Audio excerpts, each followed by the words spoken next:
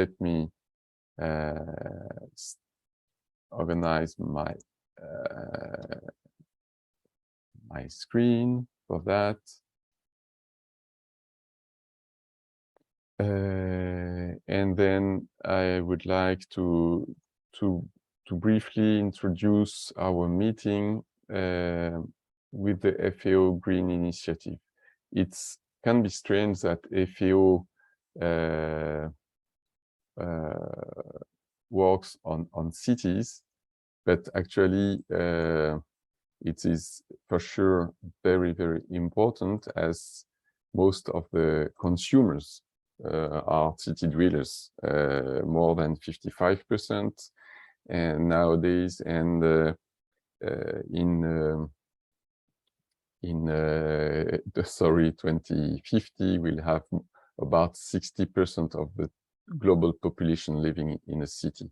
So it's very important to consider how cities evolve from the consumer side, but for sure there are other challenges that cities are facing, and related, for example, to different aspects, from food security to resilience. I just would like to check whether you can see my screen. No, not yet. Sorry for that. Sorry for that.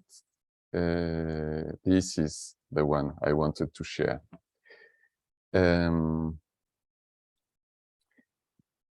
So the first question that I would like to stress is, are cities under siege? Why is this a challenging question? Because cities are enduring a very high urbanization pace all over the world, but specifically in Africa and in Asia, and this will change our world. Here you can see a graphic highlighting the urbanization, but with an index 100 in 1990. Then you can compare the urban growth from one continent or subcontinent to another. And we can see that Sub-Saharan Africa, Asia, but also Northern Africa will have a very, very fast and urban population growth, and for a long period, starting around 2010 until 2050. And meanwhile, the rural population will increase also, less rapidly for sure, but it's not a switch from rural to urban. It's a specific growth of urban population, and this is very challenging in these countries, and we have to have this in mind. The urban population explosion in some region all over the world that will change the cities. And then we have also to consider the environmental footprint of cities. Nowadays, the cities are producing 60% of the greenhouse gas emissions, 60% of the global waste, and they are consuming 60% of the food supply all over the world.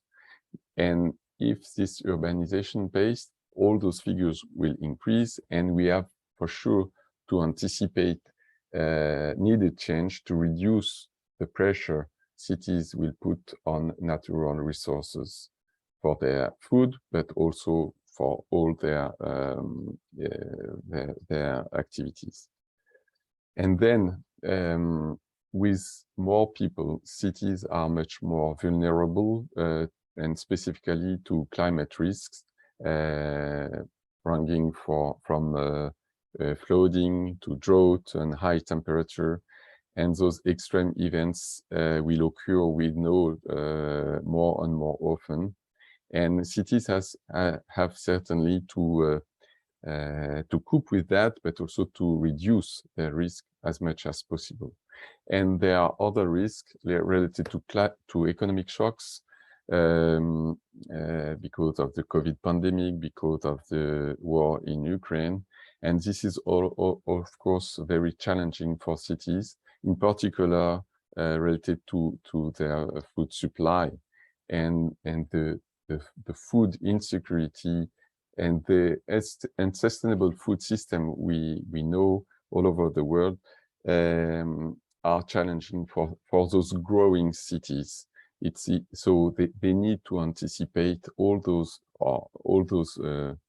facets, given mainly this urban growth they have in the coming years. And just to have some figures in mind, in Buenos Aires, every year they will have 120,000 inhabitants more in the city. In Kampala, in Uganda, it's nearly 200,000 inhabitants more each year. And in Dhaka, it's more than, it's incredible, but as this agglomeration is so huge, but it's more than 700,000 a year. So a big city every year more. These figures are given by the UN Department for Economic and Social Affairs. And that's right, that in some regions over the globe, those urban growth is very important. And when we are in Europe, in Northern America, we have to have it clearly in mind this, because our urban growth is much more stable, and we are definitely not the same context. So with all those challenges, the FAO Green Cities Initiative try to support cities in building well-being for urban dwellers and resilient cities to shocks. And how? The idea is to consider urban and peri-urban agriculture, urban food systems, and urban and peri-urban forestry together at the local level, to integrate and to embed those elements into urban policy and urban planning. What for? To maximize the provision of ecosystem goods and services. And this is very, very important for sure to anticipate the climate risks that cities have to face, and having better peri-urban forest, better area dedicated to, and greater area, bigger area dedicated to agriculture in and around city will help to catch more water, to reduce the high heat effect of high temperature.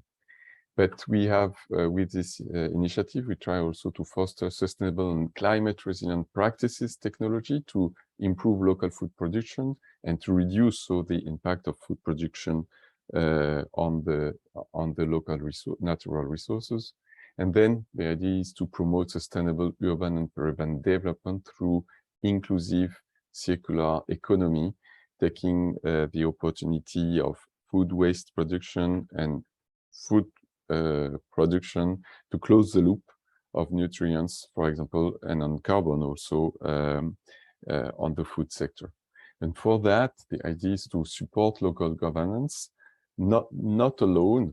The idea is also to promote a local governance, including civil society, economic actors, beside the local governments, to discuss and build the needed solutions to face those challenges.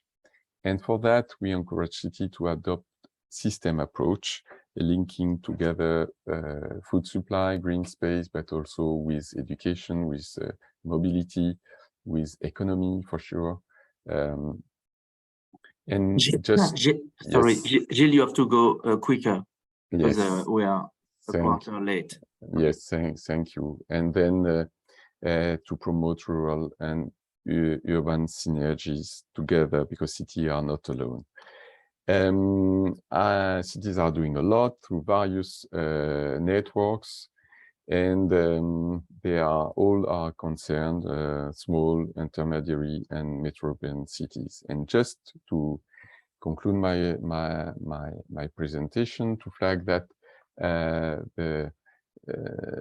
all those this Green Cities initiative have several entry points depending for sure of the priority of cities, of the context of each potential and partner cities have, ranging from urban and peri-urban agriculture to the food environment, to urban and peri-urban forestry, or circular economy and food waste. And at the center, certainly, all is based on an enabling environment based on local governance, also with access to data to monitor and implement policy. So thank you for your attention. I will conclude here my presentation, and I suggest to discuss your question in the coming Q&A session after Shulang and then Claudia. So Shulang, the floor is yours to better know how from China you implement such approach. Thank you very much, Gilles. And thank you, FAO and the Green Cities Initiative team for inviting me in this event. And in fact, the institute I work in at CAS is called the Institute of Urban Agriculture. And I have been the focal point of the collaboration between our institute and FAO on the GCI initiative. And on behalf of the institute, first of all, I want to express my appreciation for that. And I hope we will have more ideas and concrete actions in the following months and years, hopefully. And I think I'll share my screen for my presentation.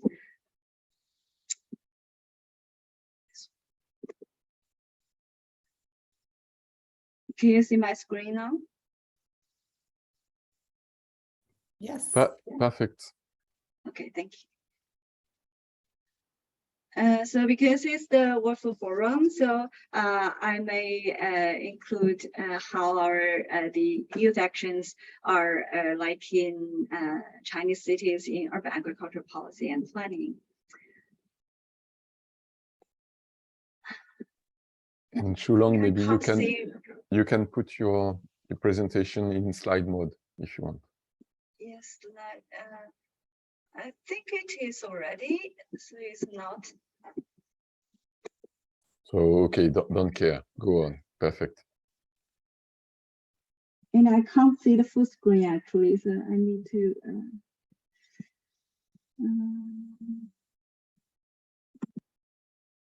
Okay, anyway.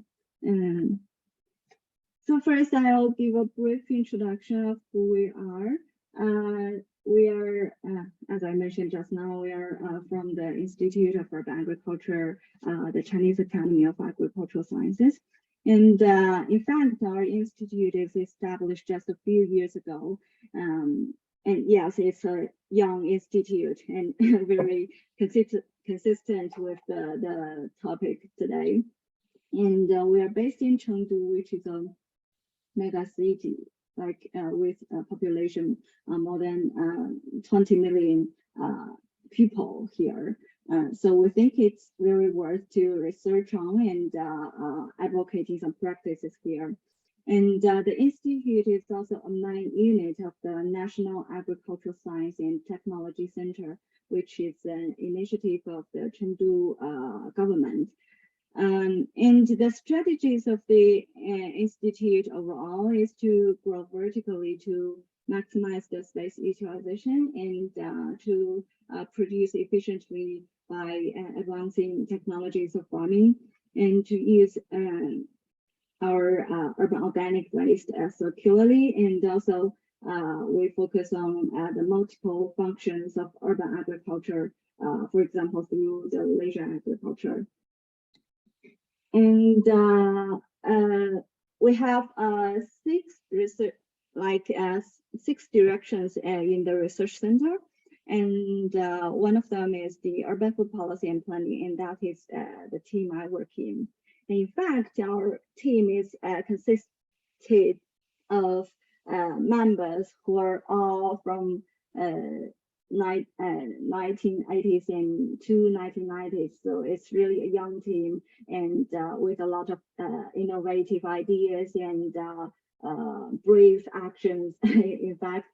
And the aim for our team is to promote the revitalization in the urban-rural integrated areas. And overall, we have two main rationales in our work. One is from farm to fork, and the other is to combine, to integrate the rural and urban areas. And we have, luckily, we are able to have a good mechanism to include not only research and science in our work, but also to support from the policy perspective, and also to have some business within the team, which I think will allow our research and our science work to really be implemented and advocated in the field. So just briefly for the farm to fork part, we use a systems-based and data-driven approach. And two main actions we have here. One is the city region agri-food systems mapping, and that's like in some collaboration with FAO as well. And the other is to identify the key issues along the agri-food systems in Chengdu, and for some further R&D innovations. And in fact, we have a small working team on AI farming, and we call it the Urban Digital Farm Initiative, which is led by a youth, like the boy in the photo as well. And this small working group are consisted of winners of the International Autonomous Greenhouse Challenge in the past 3 years, and they are now having projects with in collaboration with local county governments to really not only to do research, the coding, blah blah, and also wanting to implement and making them in the farm. And for the CRFS work in particular, last year Shulong, if I may, we cannot see, or we still are with your first slide. I don't know if you wanted to move from one to another. Yes.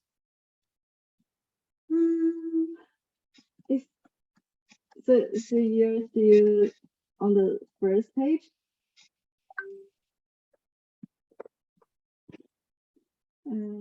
Maybe I'll reshare it. You know, when you share, maybe you have to select the slide presentation and not the screen. I don't know, but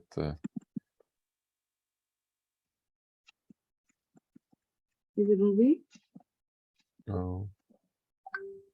We can see your windows with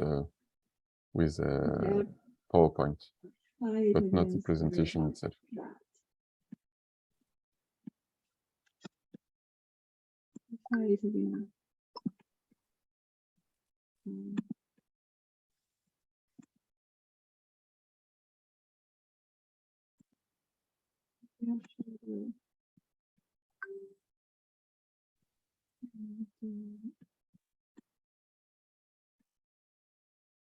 Okay, now, okay. What we do? Okay, so I was in this slide. Okay, can you see it now? Yes, perfect.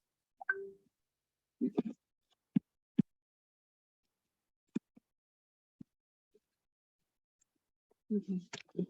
And so in terms of the CRFS work we're doing, last year we started to do a policy mapping in the Chinese context, from the national policies to the provisional and the city policies as well, and trying to figure out and identify the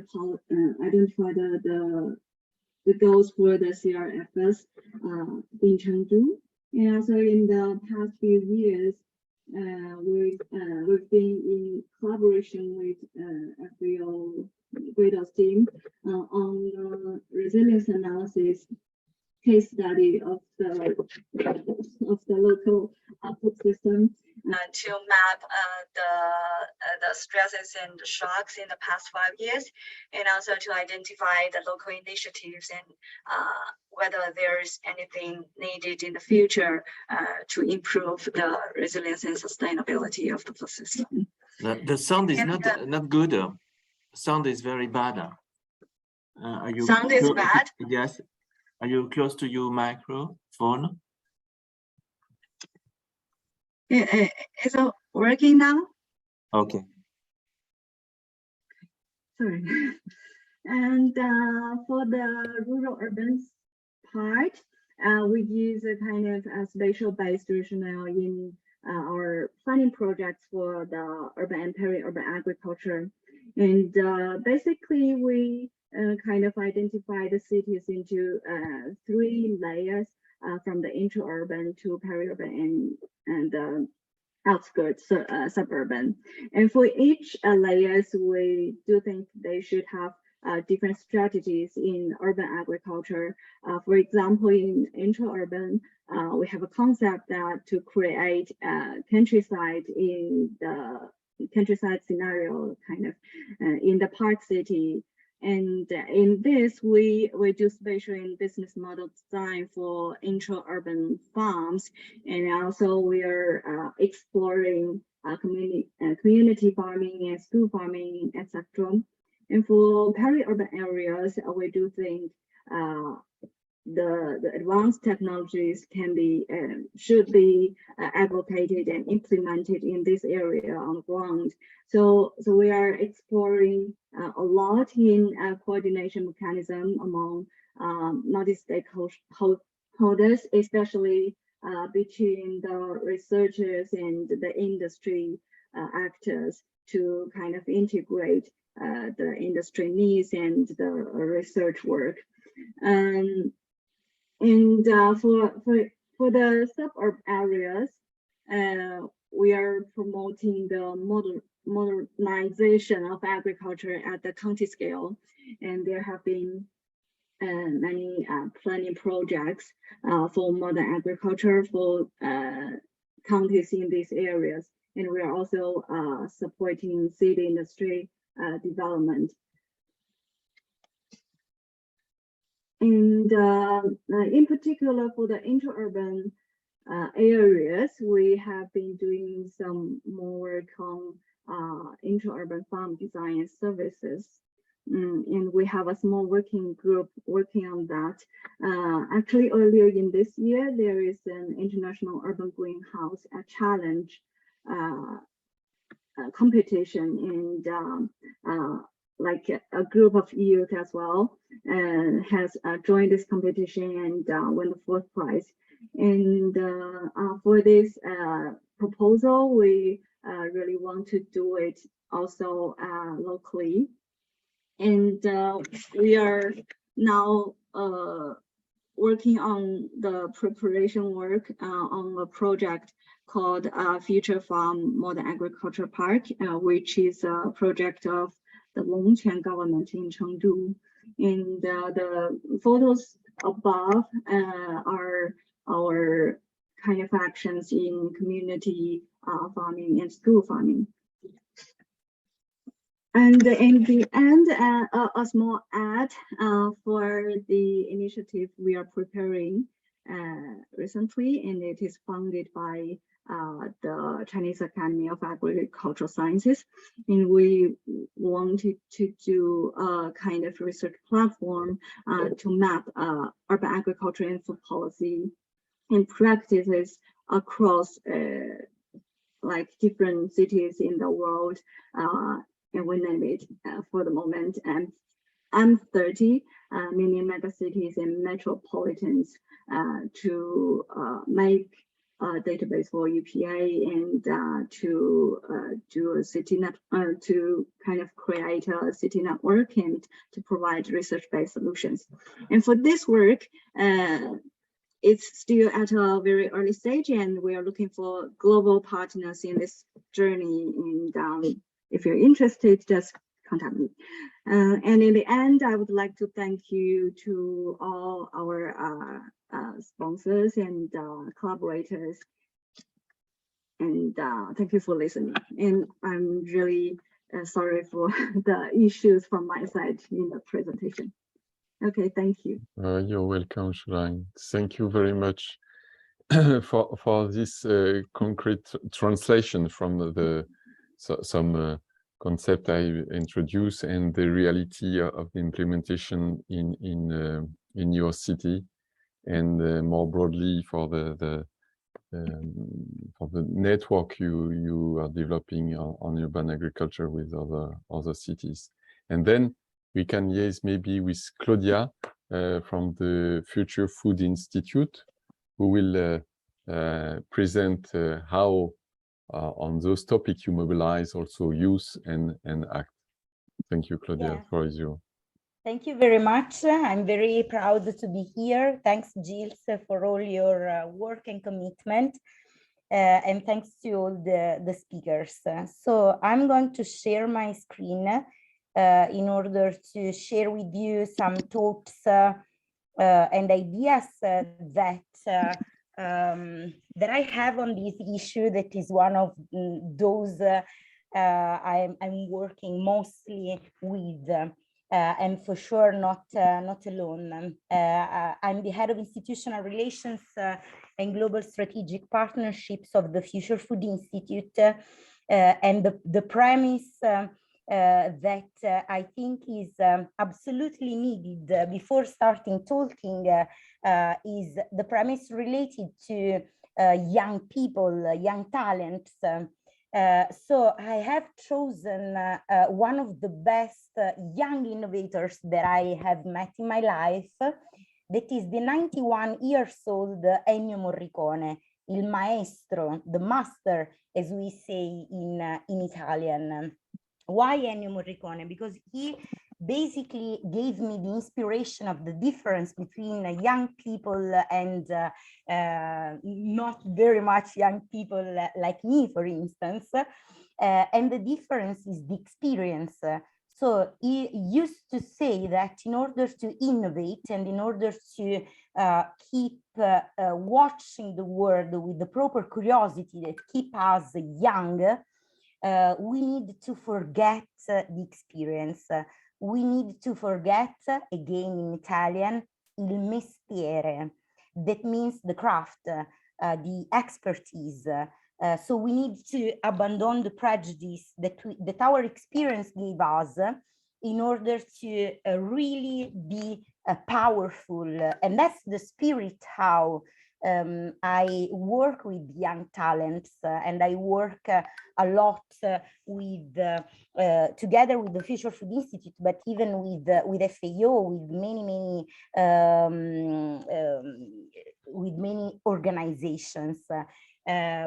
So given the spirits, my contribution is divided into basically two parts.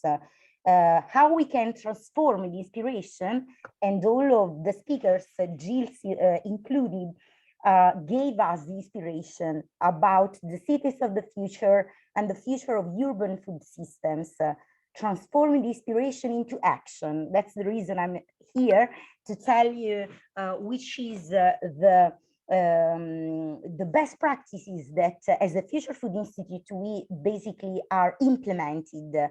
The United Nations reminds us that we are in the decade of action. So we should stop talking about some issues because we already have all the figures, the numbers, and we know very well the perfect storm of crisis that humanity is facing, and above all, young persons. Here there is a slide on the Future Food Institute. We work on food innovation and its impacts on knowledge, innovation, and community. We are all over the world, as you can see here, but basically we are building the cities of the future with our own hands. And by the way, whoever wants to cooperate. We are very open ecosystem. So the cities of the future are the models of today. We need to build the seeds of the future, and that's why we already built many leading labs. 3 of them are very well iconic of the topic of today: green cities and young talents. In Scuderia, in Bologna, we have a leading lab with the food labs, with the possibility to taste innovative solutions with the Gen Z. We have more than 3,000 Gen Z people per day.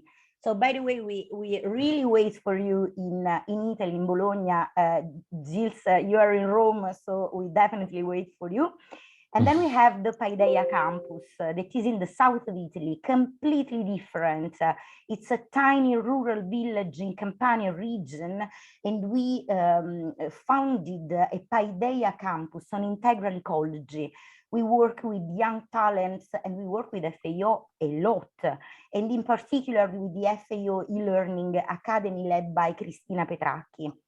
So we trained since 2019 more than 1,000 climate shapers from more than 100 countries. These are the cities of the future, the cities where you are able to train the citizen of the future. Again, we should have a systemic thinking to put humanity at the epicenter of the change we need, because we all know we are causing the perfect storm, and then we are the first people that are affected by the perfect storm. Finally, we have a leading lab in Tokyo, in Kyobashi area with the Tokyo Tatemono. So FAO and the Future Food Institute are working since, as I told, 3 years. You can check on our website, futurefood.academy, all the programs that we have with FAO. And of course, you can join us. Which is the inspiration? The inspiration is the current situation. The planet is already composed by citizens, or as Pope Francis would say, humana communitas, that is sick, is broken. So we are living in a planet that is dying from hunger and is dying from obesity. You all know the figures about the young people obesity, children, but also adolescents. And so it's very important again to change their mindset and give them the opportunity to change their lifestyle. Then we have, as Gilles already said, the picture of the cities of the future. And we have many different quality aspects related to the urban areas. So given the same number on the total population, we are a composition that is completely different. And that is very important because Ennio Morricone talked about the experience, and of course we need to take into account also the age, the health, the lifestyle, the possibility to have access to healthy food and to innovate in order to understand how can we grow, how can we feed the growing population whose 70% will live in urban areas in a sustainable way. This is the question, sustainable and healthy, because so far we have the 70% of calories coming from processed food. And then we have the pandemic. We all know, I'm sure that we all know how pandemic affected young people. They jumped like 2 years of their adolescence, and they are in the middle of this perfect storm of the climate crisis, cultural, economical, health, environmental, energetic, political, and this is affecting a lot the mental health. Let's not forget as adults this issue. We have figures that are very scared. So the rise of problems related to mental health in just 1 year is of 40%. It's something that we never saw before. So, okay, we want to empower young people, but what about the limitations they are struggling with? And that's why it's very important. So it's better together to face these challenges. You can see here some of our best partners we are working with for young talents. Food for Mind is composed by doctors. So we are working with them on health, physical and mental. Door Academy is a digital transition academy that is very well focused on ethics. We, you know, sometimes young people have this misunderstanding that the digital tools are the goal they have to reach. No, they are tools. So we need ethics again to use them.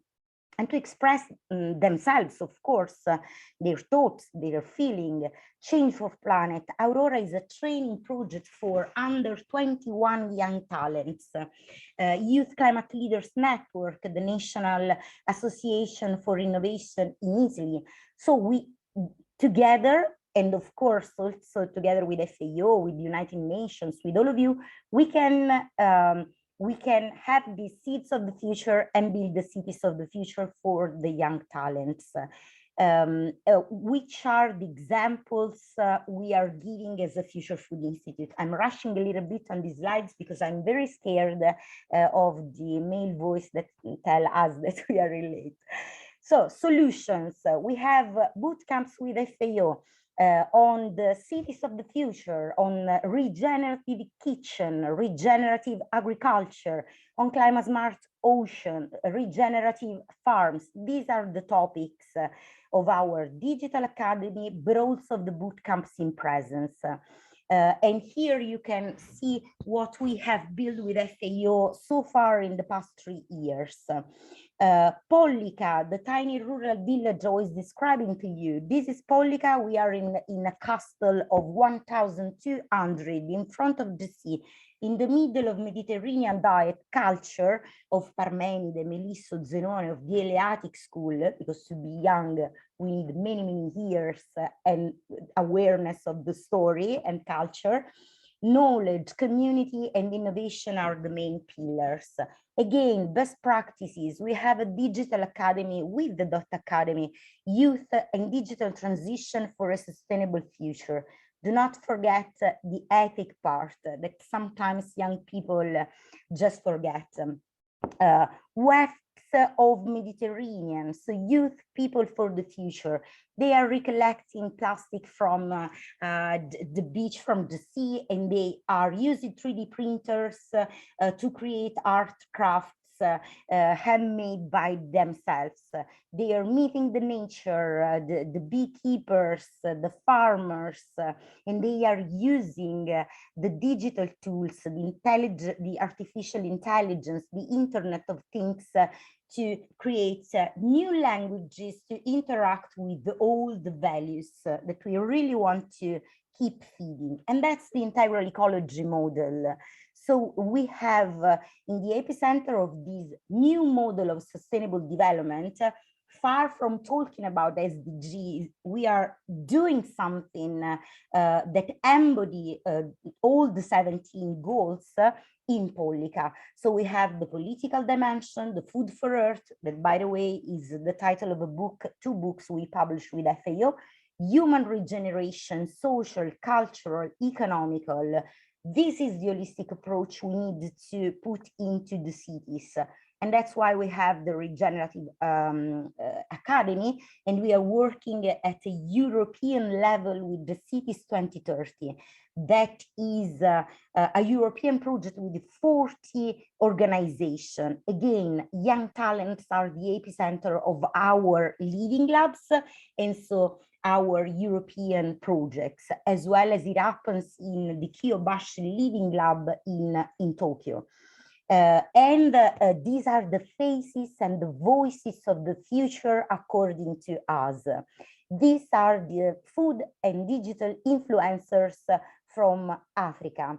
So they have a community together of 2 million people in Africa, Zambia, Nigeria, Kenya, and we are working with them. We want to raise their voices. They are very, very powerful, and we are cooperating with them. And by the way, we choose to raise the voices of Africa through these beautiful ladies, and not only ladies,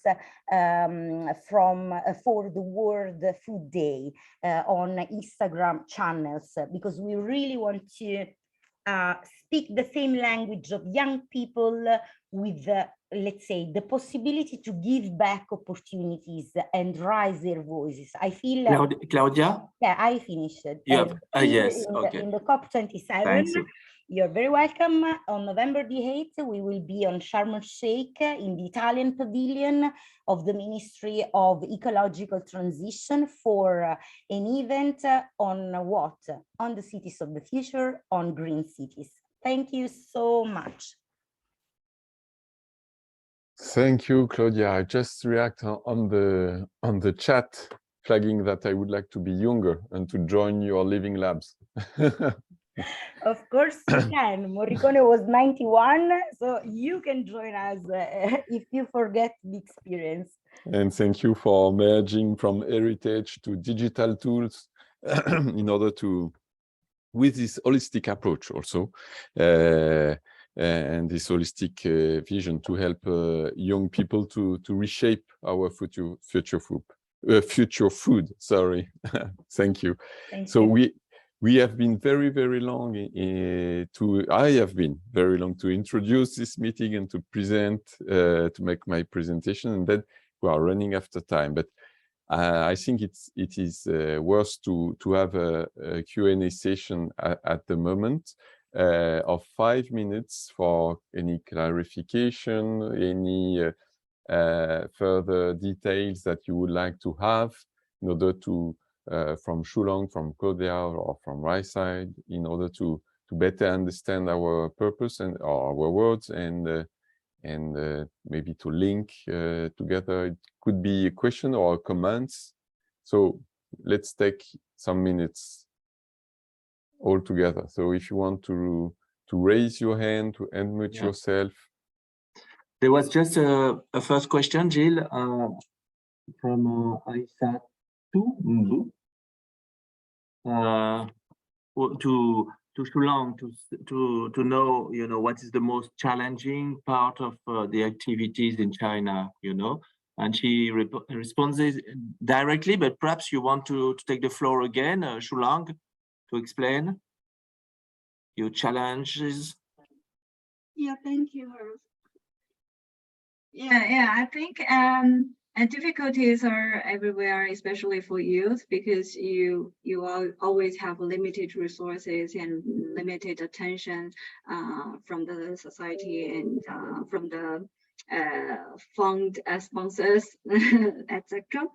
And but in terms of the CRFS work I'm doing at the local scale, I mean, like just in my case, I find one thing difficult for me is the very smooth communication of these kind of new ideas with some governmental authorities, because they are kind of in the framework of their own working style. And for example, agriculture is agriculture and commerce is commerce, and consumption is consumption. They sometimes they don't think they are a kind of in a kind of a systematic approach, and but indeed that's what we are doing, and I think it's worth doing this in the city to promote and advocate this kind of approach and concept, and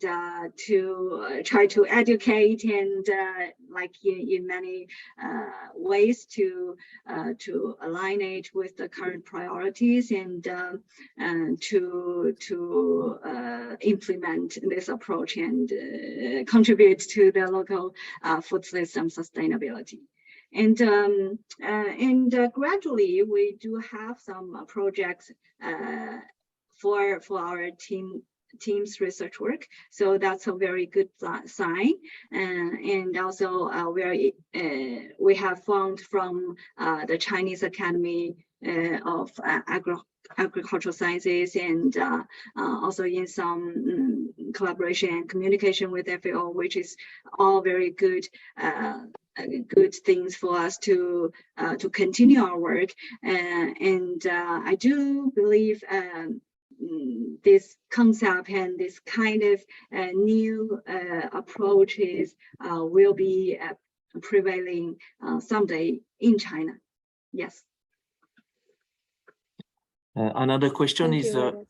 another question is from many of you that want to join this living labs. Claudia, is it possible for people to come visit, and how does it work? Do they have to write to you? Yes, you can reach me out, but they are physical spaces that are open. So anyone, anytime can join the Living Labs. Then if you want to do something more, like use the food labs or live a future food experience, it's better to write to me or the president, Sara Roversi, or our colleagues, because we organize these future food dinners or experiences, like using I don't know, the coffee waste for creating mushrooms, or the fermentation, the kombucha, or pasta or biscuits are made from the waste of the process to produce beer, for example. And so it's very nice because you can combine the pleasure to live a very unique experience with the sustainability in your plate. So we wait for you whenever you want. Great. Perhaps, Gilles, we just go on because we are very late. Yes, thank you, Hervé. You are the timekeeper of this meeting. Thank you very much, and it's an hard work. And now we'll go with Milka. Milka, you are from the World Association on Girl Guides and Girl Scouts. You are based in Philippines, if I'm not wrong. And I will pass your slides. Let me share my screen, and the floor is yours. Sure. Thank you for being with us. Thank you also.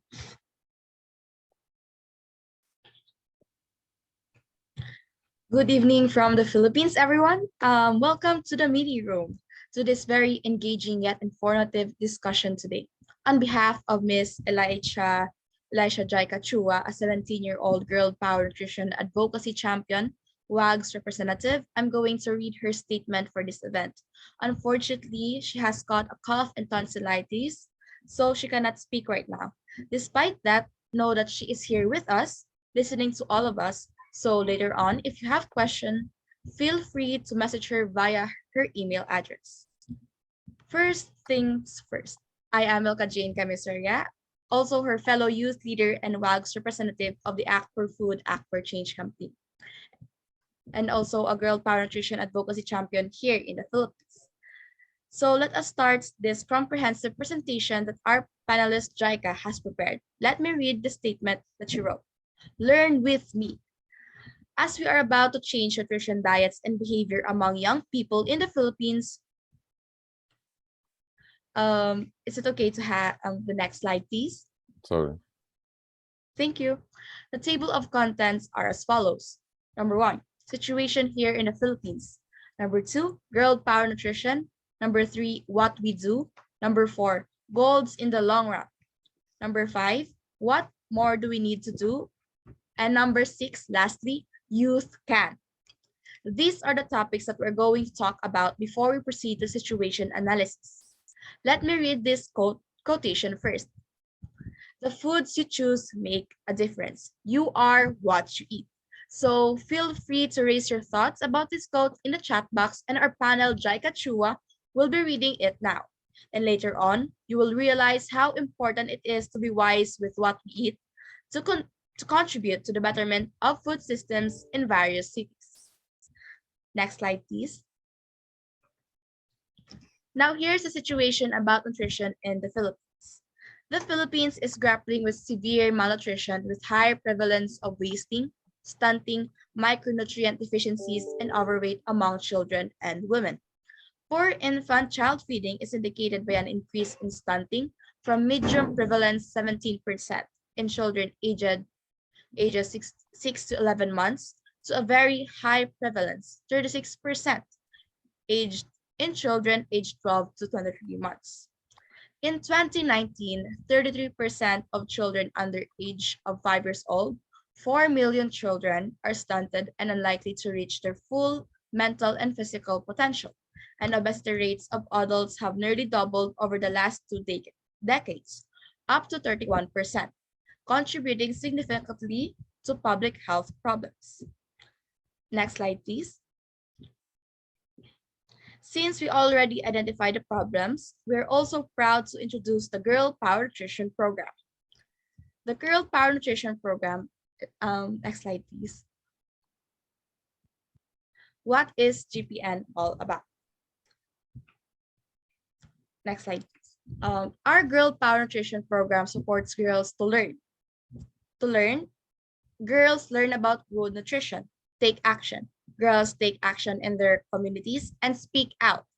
Girls use their voices to create about local, national, and international levels. Girl Power Nutrition Vision. Healthy and well-nourished girls are able to reach their full potential and are empowered to take action to break the intergenerational cycle of malnutrition. With the support of the Sustainable Development Goals number 3, 4, 5. The GPN badge is available in 3 age ranges in younger, middle, and older stage. You can access the GPN sources in the link below provided.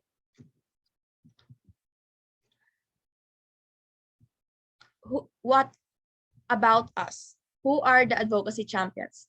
The GPN Advocacy Champion creates girl-led change through a series of educational campaigns on the importance of a balanced and healthy lifestyle, and enabling girls to be agents of change at the local, national, and global levels in the fight to stop malnutrition, continuing from one generation to the next. Indeed, the GPN program is a great avenue to promote better nutrition, better lifestyle for all.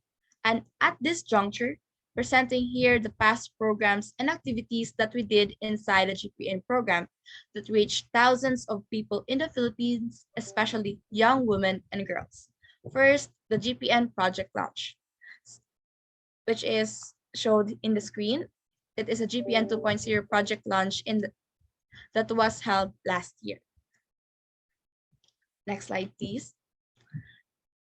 The second, National Nutrition Month 2021, which calls for all sectors to focus efforts on the first 1,000 days of life as the strategic intervention to prevent stunting and obesity. Next slide, please. And also, we have our Buwan ng Wika and GPN. We incorporate our national language, Filipino, to the Girl Power Nutrition Program. Next slide, please. 2021 regional campaigns. Regional Nutrition Month 2021, Wika ni Maria Clara campaign. NutriQuizards, a day with the Wellness Bowl team, adventure to GPN, grow, protect, and nourish, and celebrate a World Food Day. She rises for her campaign, VAUG, Violence Against Women, and GPN collaboration. Here are some of the documentations. For more info, please visit and follow the Wellness Bowl in Facebook. One of the documentations are the TWB project launch, Northern Luzon's Regional Nutrition Month celebration. Next slide, please. Wika ni Maria Clara, NutriQuizards. And next slide, please. And lastly, Adventure to GPN and She Rises for Hunger. So these are some of the highlights of the programs that we have given for girls in the Philippines. Now the question is, next slide, please. Sorry. Now the big question is, what can we do? What can youth do? Before we answer that, let us first identify the benefits of eating well. Next slide, please. A well-balanced and healthy diet will provide the energy required to keep active throughout the day, nutrients important for growth and repair. It also helps you make you strong and healthy. And lastly, it helps prevent diet-related illnesses, as some are, for example, cancer. It is really important to know these things, for it will inspire or motivate us young ones to be better at choosing healthy eating habits, as this also contributes to the world's sustainability, food security, and food systems. Time to take action. How can we contribute to creating sustainable food systems? This information was inspired by the Yunga Nutri-Equal Lab last May 2022. First, we support locally produced food. Choosing to purchase locally grown food is an important way to support your local economy, contribute to your community, improve your health, and do your part to protect the environment. Getting involved in the local food system helps us gain back the separation created between humans and food production. Second, promote eco-friendly packaging. By doing this, you're saving nature. You are sharing disposal and recycling best practices. Buy only what you can consume and plan your meals. These are necessary and are simple steps to create sustainable food systems. What else? Next slide, please. Educate yourself.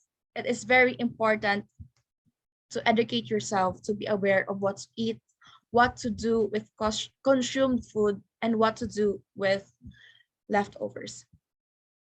Engage in nutrition-related activities, programs, or campaigns.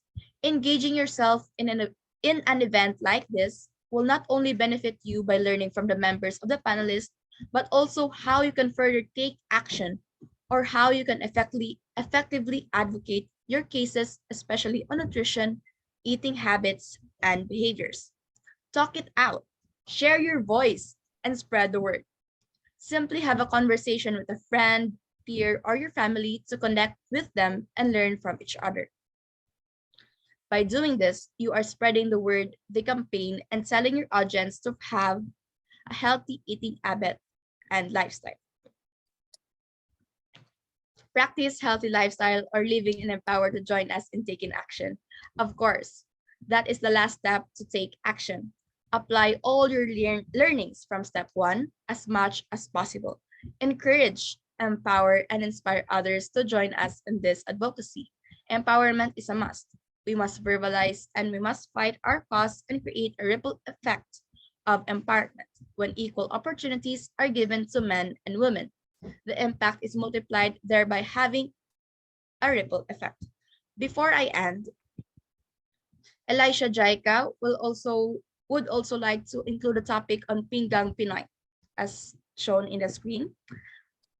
The pinggang or platong Pinoy depicts a plate with color-coded portions representing the different food groups that should be on each plate. Pinggang Pinoy is a new and easy to understand food guide that uses a familiar food plate model to convey the right food group proportions on a per meal basis. This will help Filipinos acquire healthy eating habits needed to attain optimum nutrition. Next slide, please. Who should use this healthy diet guide? It applies to all ages, regardless of their background, gender, belief, etc. Ms. Elisha Jaika would like to thank everyone for listening and active participation. If you have any questions, feel free to send it via her email. And also, in conclusion, eating a healthy, balanced diet and keeping an active life will help us maintain a healthy weight and prevent illness. By the youth, for the youth. We are heading in a greener, more resilient, and more sustainable future for the cities around the globe. #YouthCan. Thank you. Thank you, Milka, for this energetic presentation and very interesting. You have a comprehensive program of action that is clear that you are very a central actor of the food system in the Philippines. Incredible. Thank you very much, and we'll come with some questions in few minutes. And before that, we would like to learn more about how the youth in British universities, in the Oxford University, consider this challenge to improve the food we eat and to reduce their side effects. And so Niam and Eleonore, you have the floor for your presentation. Thank you so much. Eleanor, have you got the slides? Yes, I will share my screen. Can everyone see the slides? I can. Yes. And do they change? Yes. Yeah, okay. Fine. That's good. Cool. Okay, thank you so much for having us here today. I'm Neve, and I'm a biology student at Oxford here, and I'm currently doing research on quantifying the biodiversity impact of agricultural expansion and intensification and climate change and urban expansion in this big tool. And yeah, I've been involved in bits and bobs research here and there in university as well, and also a bit outside with Real Food Systems, which is a non-profit. So although I haven't met a lot of you here today, I've heard about your organizations and it's an honor to be here. So yeah, Eleanor. Hi, I'm Ellen Hammond and I'm a research assistant at the University of Oxford. And my research focuses on the environmental impacts of food and how to use the information that we have and the data that we have to enable people to make more informed decisions on their food. And yeah, thank you very much for having us today. Okay, could I have the first slide, please, Eleanor? Okay, a fun, or if you consider poetry fun, a fun start to our little presentation. This is the final stanza from a poem by a famous poet called Jim Hopkins. And I decided to start with this because it was written almost 150 years ago, and it basically contemplates how bad the world would be without wildlife. And it was really ahead of its time with regards to what's happening now with climate change and the biodiversity crisis. And much more topically for today, it can be appreciated through kind of the lens of city dwellers, because we in cities are really far removed from the wet and the wilderness. So Eleanor, next slide, please.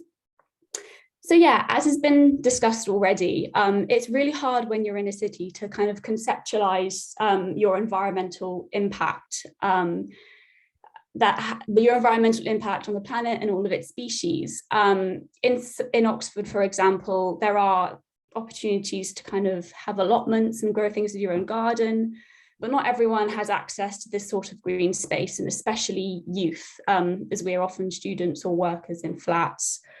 But yeah, agriculture is the biggest driver of biodiversity loss globally and threatens 86% of the world's at-risk species.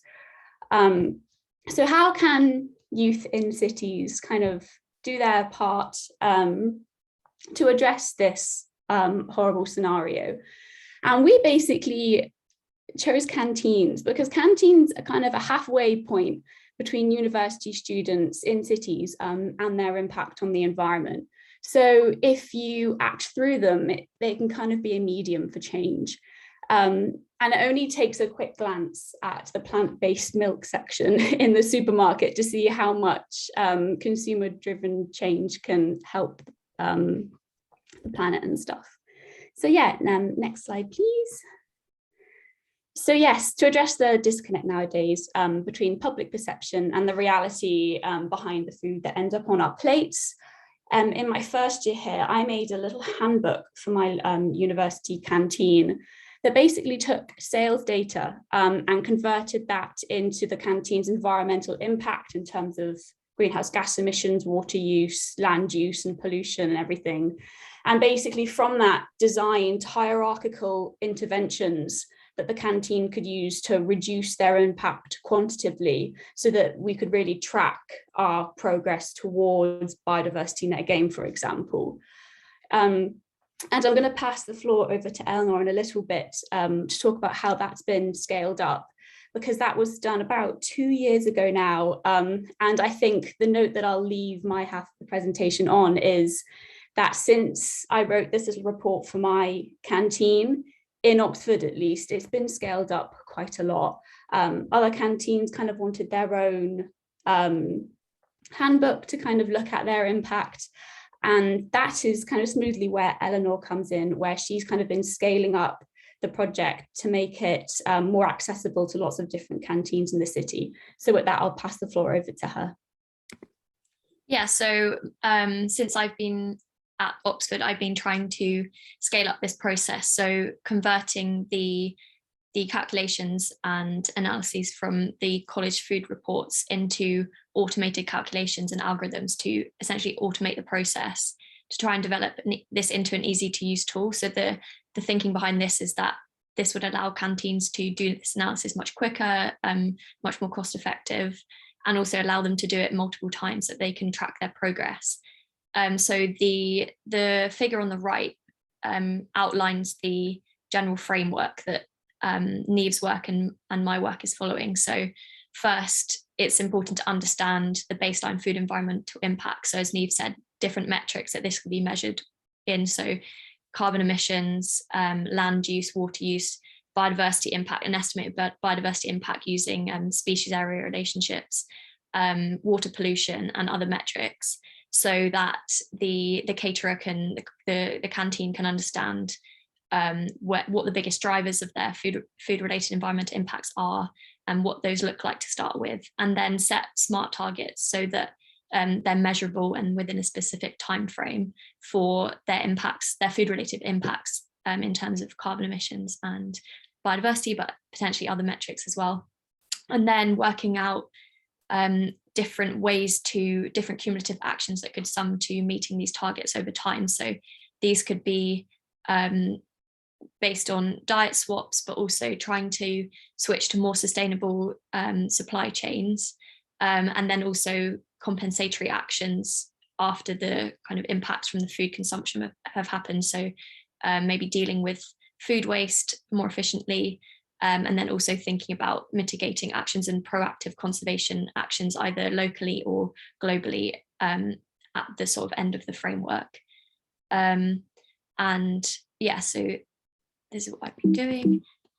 And so future perspectives and what we've learned from doing this work. So we're trying to overcome some barriers in terms of how canteens would be able to use these tools. So throughout my work, I've been engaging with the catering teams that would be using these kind of tools and trying to understand what barriers currently exist for them to implement this or do these analyses kind of over time. And then thinking about leakage and risk perception. So consumers might go elsewhere if the changes that the canteen need to make in order to meet these targets happen too abruptly or are too kind of top down. And then engaging in further youth outreach to engage with people to inform them about how important food decisions are in terms of global biodiversity, climate change. Another big thing that's been like research that's been done by other people at the university is trying to implement eco labels in canteens. So these are kind of score systems to put on dishes so that you can have an estimate of what the environmental impact of that dish is, to help young people who are eating in the canteens to make more informed decisions.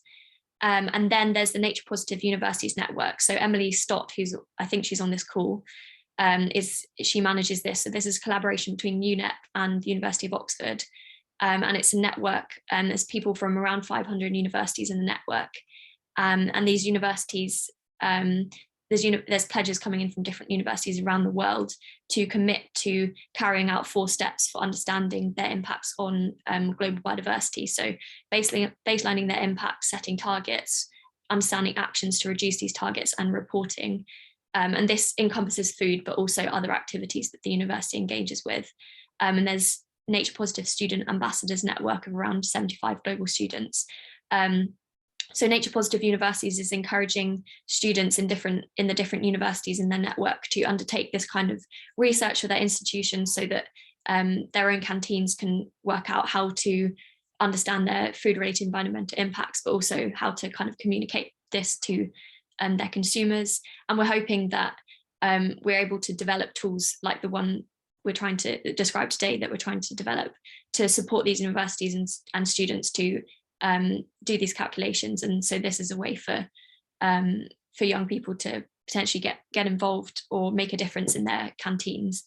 And I'll put a link in the chat to Nature Positive University's website if anyone's interested. So yeah, that's all I have to say. Thank you.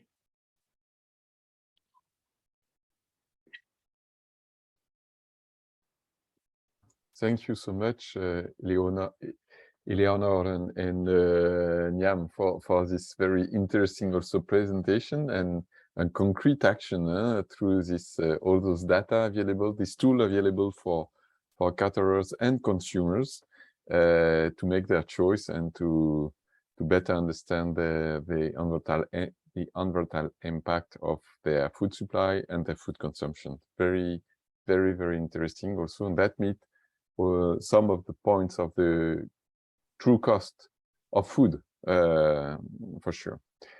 Thank you very much. And then before the next Q&A session, the floor is to Cristina Sozan from the Milan municipality. And Milan is in charge also of lots of canteen. So maybe you are challenged by those young researchers and students from the Oxford University. Maybe you will have to implement this tool also, no, in your canteens? Yeah, thank you. Thank you also for all the other presentations that were very inspiring. And actually, Milan has a lot of experience in terms of school canteens and in terms of healthy diets, because thanks to the great work that we are doing since 2015, but also before, I must say the long tradition for the public school canteens meals that Milan have since the 19th century. In the last 5 years, we have been through several changes that drove to a very big impact on the issue of healthy diets, because we reduce a lot the use of meat and we introduce more legumes. But also in line with all the other speakers said, we did a lot of, and we are doing a lot of communication activities, because we have seen that it's very important to focus on this, on education, on awareness raising, both on young people, on very young, because we have, we deals with children from 0 to 6 and from 6 to 12. So the very, since the beginning. So we are trying to work on the menus in order to let these people and these children eat well, but also to inform the parents. And I try to share the screen just to give you an example. If I see it. Okay, let me just check, because it's not here anymore. Okay, it's here. Okay, can you see? Okay, can you see it? Okay, so this is the menu, just to give you an idea. This is the menu that we print together with our service provider. We print it twice per year, and we give to all the kids in all the schools that we serve, in order parents to have this menu available, for instance, on the fridge, and where we put all the dishes, the type of dishes, if the dishes are organic or not, and more or less more than half of our diet of our ingredients are organic. But also we put another important thing, according to us, that is a second page. It's in Italian, so I will try to explain to you, that are advices, and particularly on what the girls before me were saying. researchers, this is like il contrasto allo spreco alimentare, that means how to fight food waste. So it's some advices that we would like to give to parents in order to reduce their food waste, but also to inform of what is the company and the municipality is doing. For instance, in school, we provide the children with a doggy bag. Call it doggy bag. We don't call it doggy because in Italian say doggy. Bag is something that you eat something like your dog. So it's like, no, we call it save food bag. And so we give it to the children, and the children can bring home fruits and bread if they don't eat it. We opened a lot of projects with the charities in order to let them come to the canteens and bring the food that is still good in terms of bread and fruits as well, because the rest of the food in Italy cannot be donated. The food that has already been cooked cannot be donated if it's not monoportion. And then we are doing a lot of work on research through Horizon projects, for instance, in two senses and in two directions. The first one is trying to reduce food waste through the increase of the appreciation of the plates, of course, and of the meals, because probably you know, and also as the researchers before have presented, it's not so easy to make little children to eat vegetables and legumes and stuff like that. So you have to try to make them aware that they are very good, but you have to also to cook them well. If not, it's always the same plate, it's always the same recipe, and it's really hard to do that. So we are working a lot on that as well. We are also working on another project that it's called Middle Morning Fruits, where we bring the fruits as a middle morning break in order to have an healthy product, and to avoid families to give children other type of food.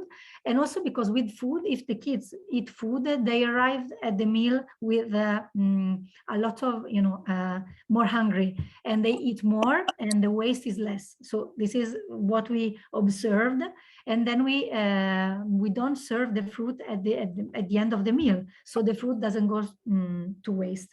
So there are quite a lot of programs in terms of children and schools, but also in Milan we have another big program that is this one, that is the food waste hub.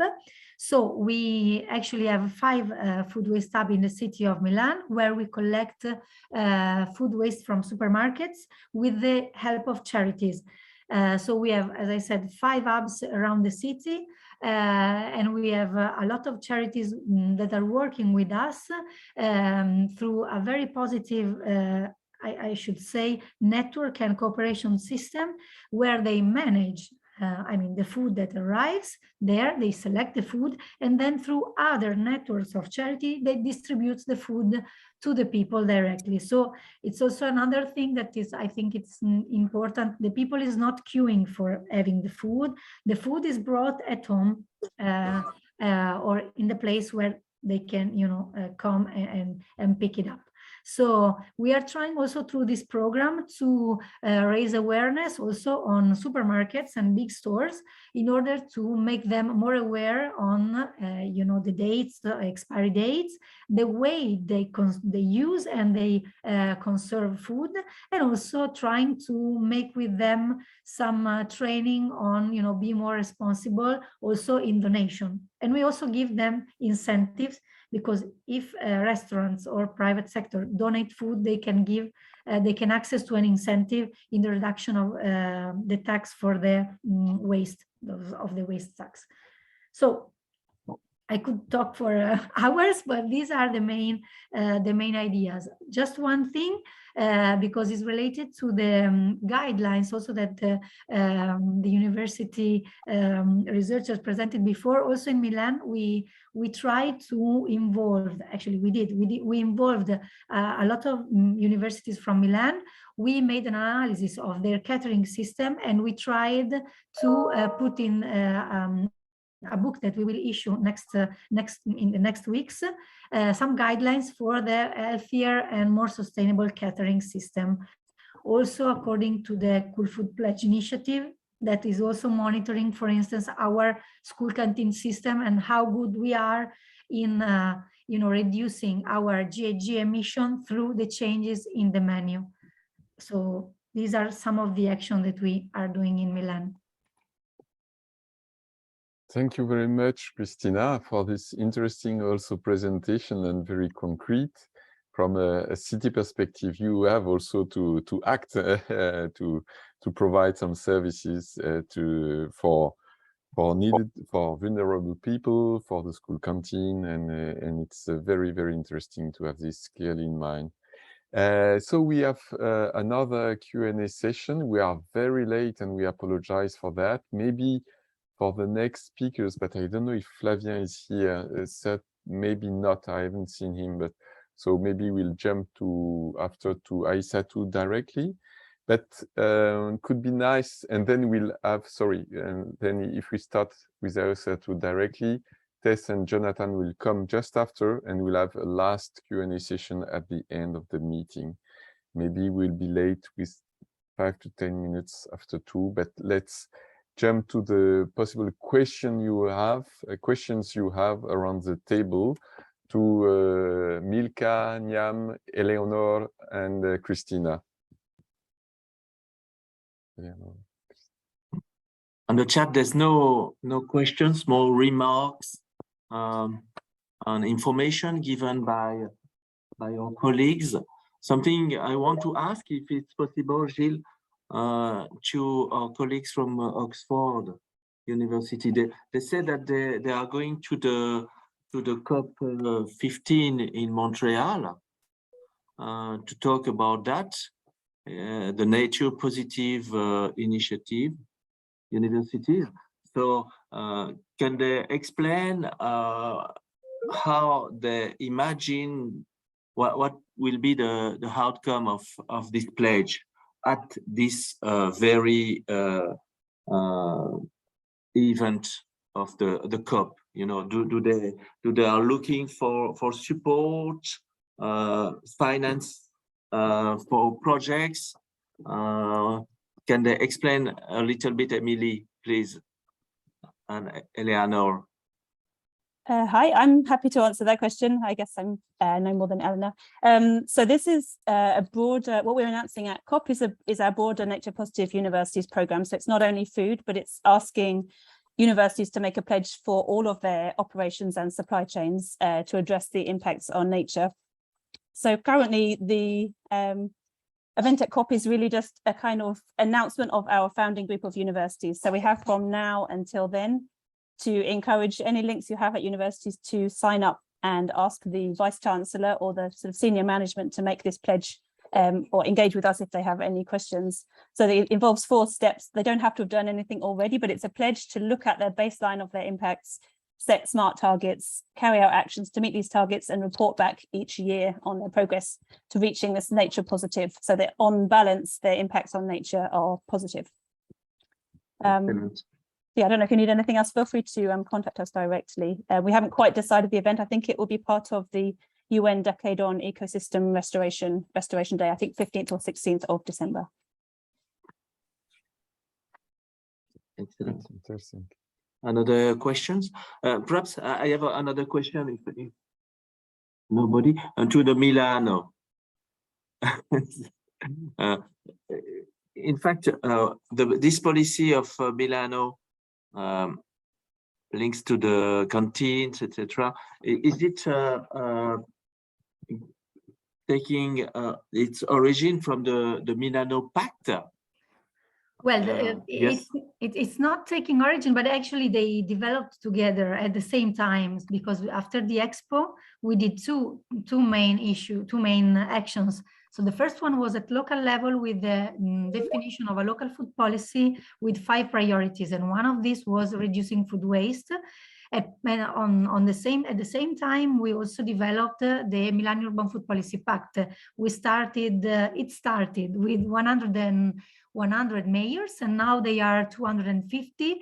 And actually, this issue of sustainable and healthy diets is one of the first topic for the Milan Urban Food Policy Pact.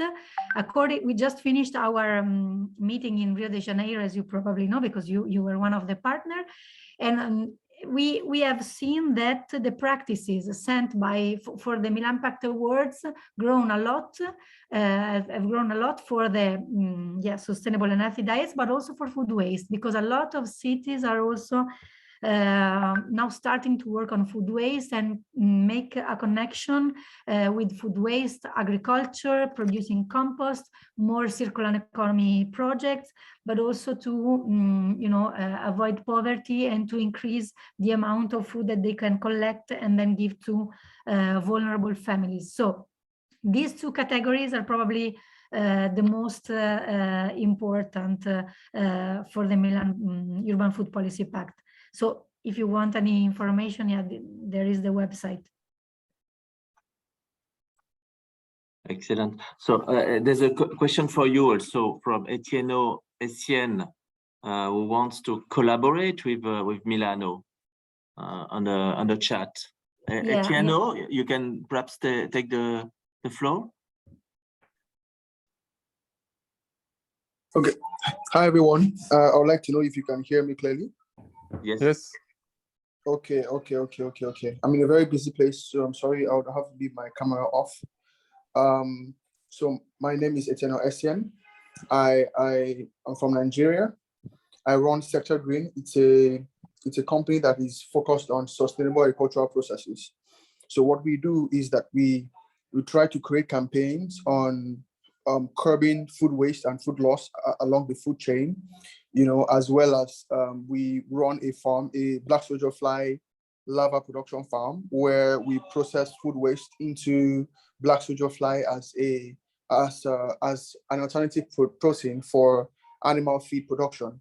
Currently, we've been on our pilot research on black soldier fly and the different substrates, the different waste streams that we can process with black soldier fly. I came across this webinar and I decided to join. I'm really glad that I joined, because it's very good to see a lot of people around the world doing a lot of things about food waste and food loss. So back to Milano, I would like to know, I'm open to collaborations, especially on campaigns, to create more awareness on food loss and food waste. I know that, we're in different countries, but if it's possible for me to do something in my country, maybe sort of replicate what she's doing, just so as to further create an awareness. So yeah, pretty much that's it. And other people also who are willing to collaborate, I'm open to that too. Yeah. Well, thanks for these questions. Maybe I can share the email of the MUFPP, so the Milan Urban Food Policy Pact Secretariat. Also because, for instance, in Africa, there is a regional forum of the Milan Urban Food Policy Pact with all the cities that signed the pact, and that actually have presented also many practices. For instance, Quilimane in Mozambique is one of the special mention of this year on a project for food waste collection for the production of compost or other. So they are trying to connect all the markets of the city. So there are quite a lot of experiences from the African cities as well. So maybe we could try just to also to have to visit also the website and to see what the African cities also are doing, but also the other cities, and also in order to try to understand if you can, or if you are already cooperate with your with the city of you are coming from. If I understand well, you are a company, right? You are representing a company, not a public institution. So one of the things that we would like to stress is that it's very, very important for us, for a public administration, to strengthen the stakeholder engagement, and particularly on the private sector, but also on public company, for instance, that are dealing with food waste, water waste management, all the type of public companies that could be assets, for the public institution in order to make some pilots. For Milan, it's easy because we have school canteens is public, water management is public as well. Some other services are half and half. So yeah, it's an issue, it's a challenge, but there are some experiences that we can share. So I'll share here the email of the Secretariat for you. Excellent. We give the floor to Claudia. Oh, sorry. You want to say? No. Please, no. I wanted to reply her to reply Christina. Yeah. So we're a private entity, but we have a lot of CSR, corporate social responsibility programs that we carry out. For example, we are currently on a corporate social responsibility program to work with over 1,000 farmers in Nigeria, in Southwest Nigeria, on effective animal disease control and effective waste management on their farms. So while we are a private entity, we try to do all of that to ensure that we create impact in our environment. Yeah. Thank you very much. Claudia, we give you the floor, just 1 minute, because yes, we still have just 1 minute. Presentation.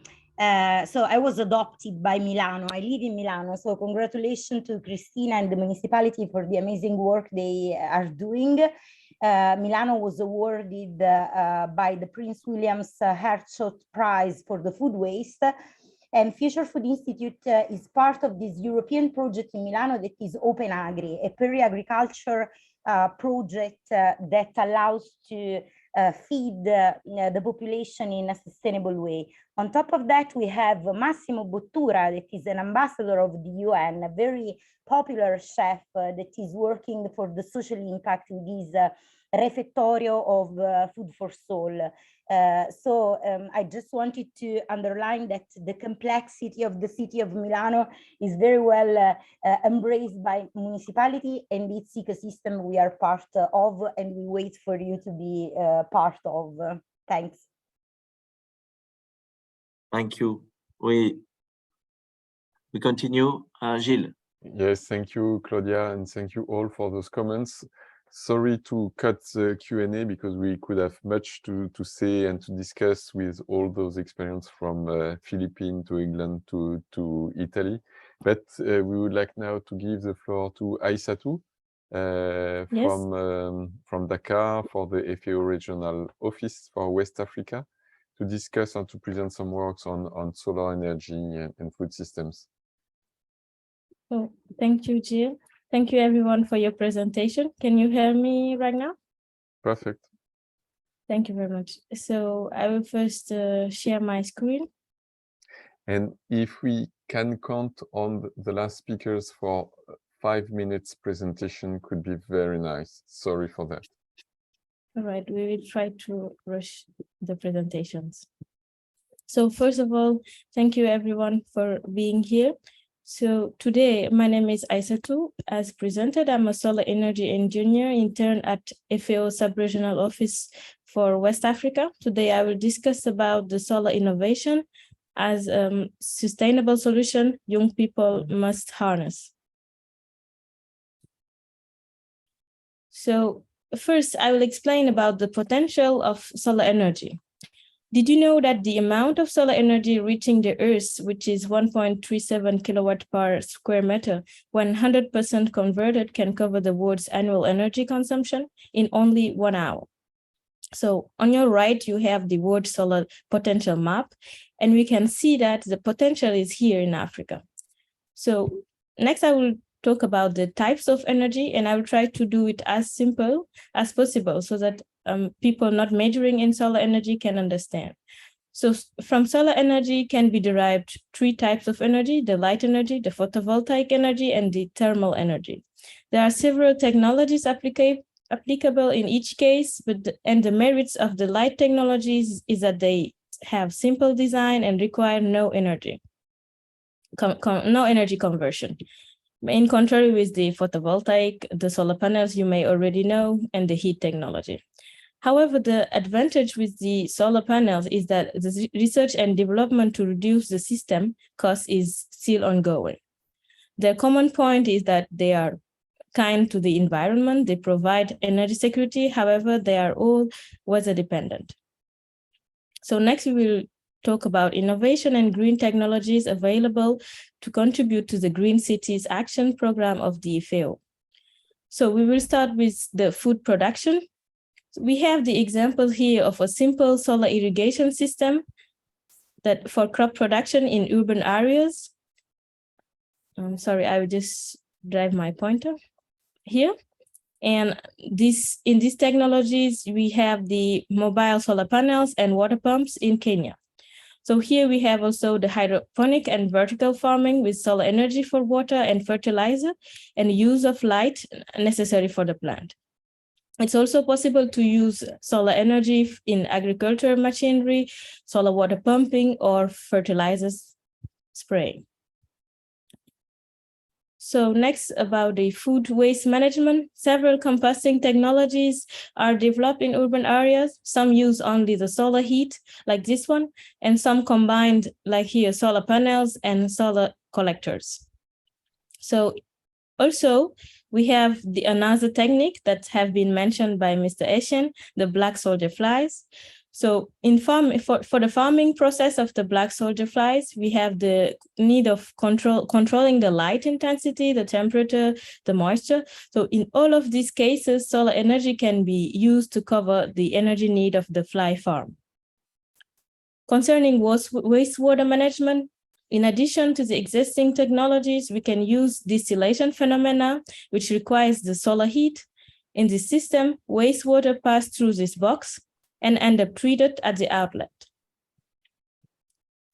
We have also in the field of agro-processing, the use of solar technologies, like here for crop drying, which is very common to reduce the food loss. And you have also on your left, that example of fonio drying in Senegal. And also here, a drying technology for small capacities. There are also solar milling technologies that can be used in the market in urban areas where the dishes mainly are based on cereals. So next I will talk about food conservation. So food conservation is very important to decrease food loss in the urban areas. So there are refrigerators that can work with the thermal energy as well as the photovoltaic energy. So here you have the example of a company in Nigeria that provides service on the field and in the market in urban areas. Also, cooking during daytime can be done with the solar technologies like here. And here we have the example of Ngaimehe, a city in Senegal, where this technology is contributing a lot in fighting deforestation. Lastly, here you have in your right, you have the example of the net zero energy building. So this is a building which is an off-grid building and can cover all its energy needs using the solar technology installed on it. So this concept can be used in restaurants as done here to promote decarbonization. So I really rushed my presentation and I will conclude here. I would like to emphasize on 3 points, like whether in urban or peri-urban area, luckily most of the agricultural activities are done under the sun, and we have the solar potential here. So we must take advantage of it to build a better life for city dwellers. Also, as all these green technologies can bring opportunities to make urban and peri-urban agriculture rewarding for youth. Thank you very much. Thank you to you, Aissatou, for this very interesting presentation. And we have to count on the sun to find some solution to reduce also the climate change impact and to develop further our food system to respond to our need, but in another way. Thank you very much. And now we'll change the presentation. Oh, no, we will run from some technical solution presented by Aissatou to come back to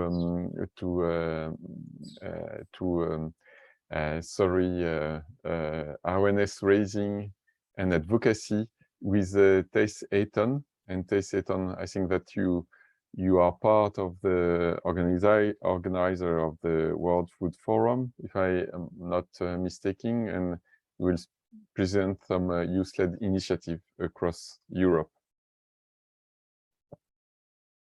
Yeah, are we ready to present now? Yes, thank you. I just share my screen.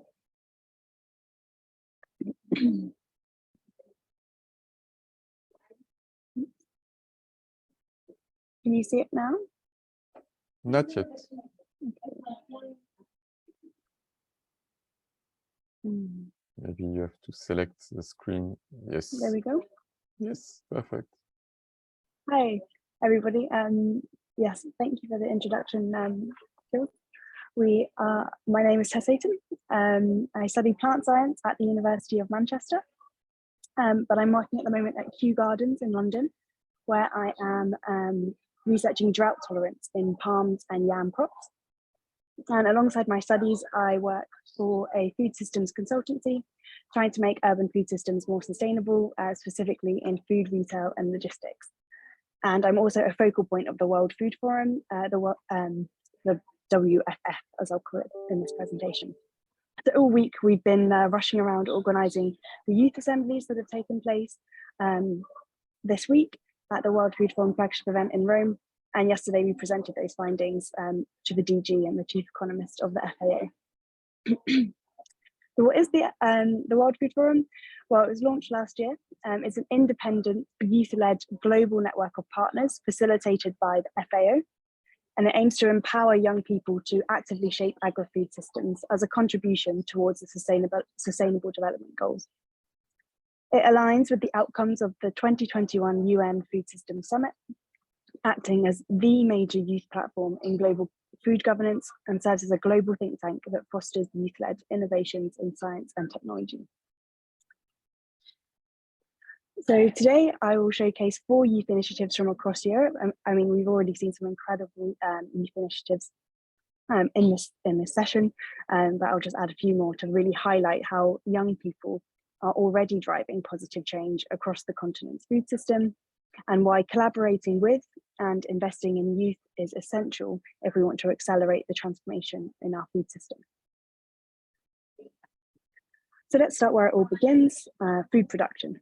And urban agriculture, we all know, can improve access to fresh and locally produced food and generate employment.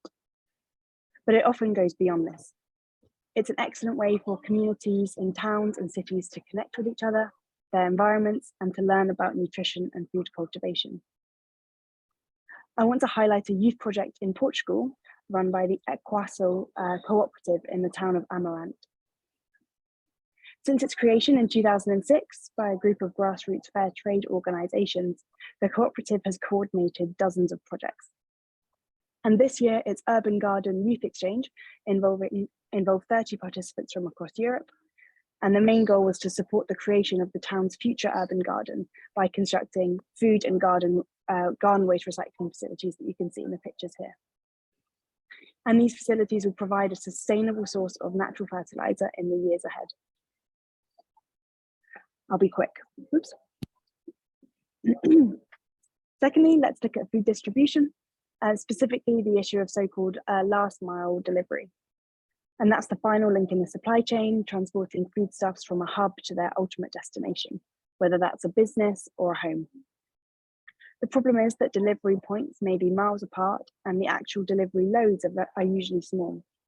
And this increases vehicle movements in city centres, traffic congestion and emissions. So a recent study by the Global Food Security Centre at the University of Cambridge suggested that these impacts can be minimised in densely populated city centres.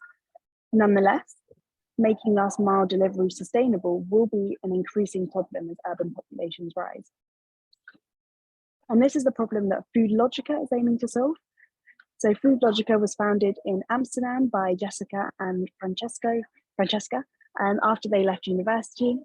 It's a smart logistical service designed to optimize local food systems using refrigerated e-bikes and e-vans. It's a solution for businesses that do not have a structured logistics system that need to optimize costs and want to minimize their environmental footprint by becoming more circular, so to speak. And the project has expanded across the Netherlands and has now arrived in Milan and Paris. It features strategically sited peri-urban hubs powered by sustainable electricity sources, ensuring the punctuality and high delivery standards valued by the company's customers. So a great example of a youth-led business there. Thirdly, food consumption. So in the UK, which is where I'm from, one of the richest countries in the world, research by the Food Foundation think tank estimates that 2.5 million children regularly miss meals because of poverty and rising costs. And FAO estimates that 800,000 people in the UK may not eat today. Whole communities find themselves living in what are called food deserts, where there are no sources of fresh food, or food swamps, where the only food options are unhealthy. So Food Wave is a pan-European programme which aims to educate and engage youth in all parts of the food system. In Manchester, our local section of Food Wave wanted to demonstrate that sustainable eating habits can be affordable and accessible. We created a pop-up cafe in a deprived neighbourhood of the city. We cooked a nutritious 3-course banquet for around 40 people using local produce. We received wonderful feedback, and residents enjoyed connecting with each other around food, and they particularly appreciated the take-home recipe cards we designed. So we're planning to host similar events each month around the city and create activities for new university students as well, which will focus on cooking quick and easy meals that are healthy and sustainable. So finally, food waste. So research for the European Commission suggests that around 88 million tons of food is lost or wasted annually across the EU. I'm sure we're all aware of the impacts of food waste on our food system. And the cost of this wasted food is estimated to be around 143 billion euros. So today I want to tell the inspiring story of Adam Mullins. He's a 20-year-old from Ireland that I met yesterday at the conference. And Adam was motivated to take action against food waste, to reduce food poverty, and take action against climate change. He was inspired by his mum to set up a student pantry in the city of Galway. And the pantry is a space for students to collect free food that would otherwise be going to waste. So Adam uses the online platform Food Cloud, which is available across Europe, to identify groceries from supermarkets that would otherwise go to waste. And you can see, hopefully this video will play, the scale of the food left behind.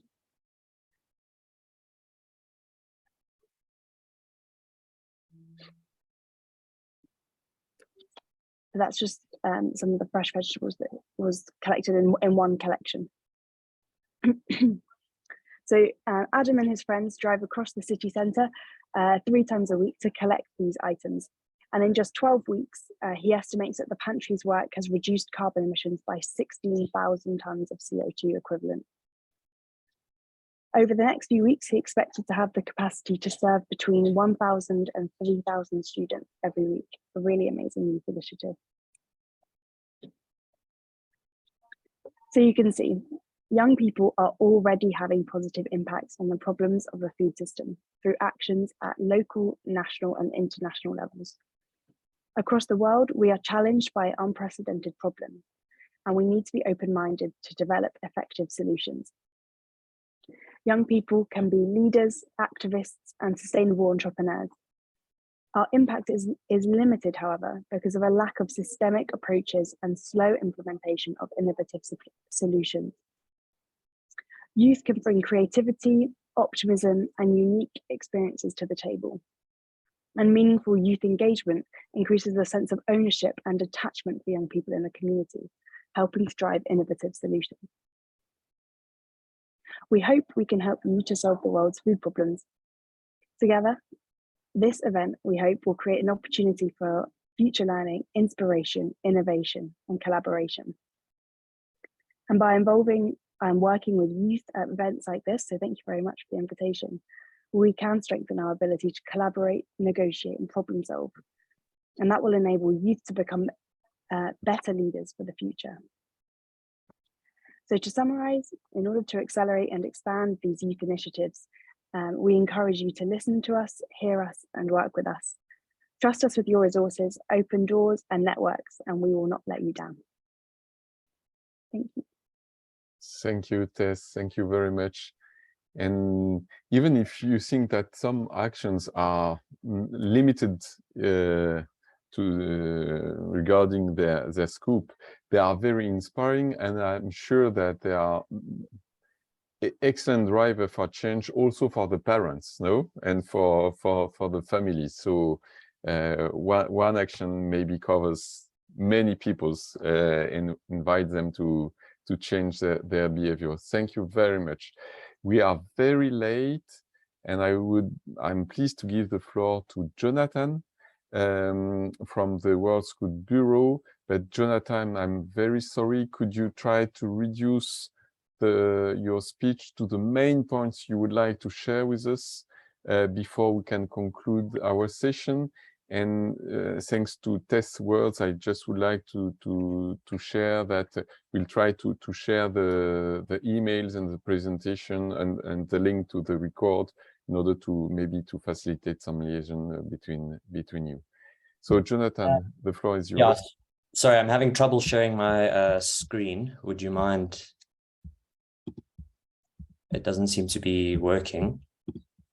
Maybe it will help you to go straight to some points you would like to emphasize on.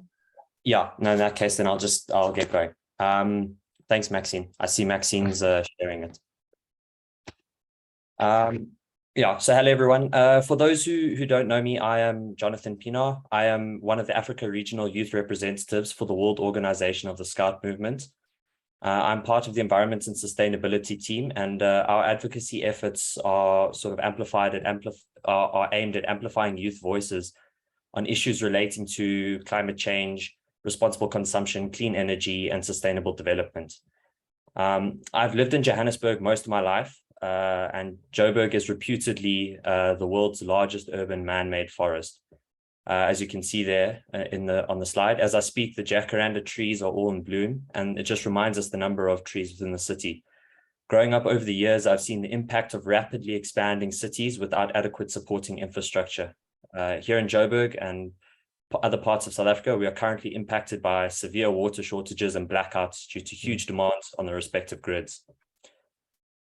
So I think it goes without saying that today's generation of young people has witnessed its fair share of crises. Our world has been transformed by an explosion in global trade and consumption, as well as an enormous move towards urbanization.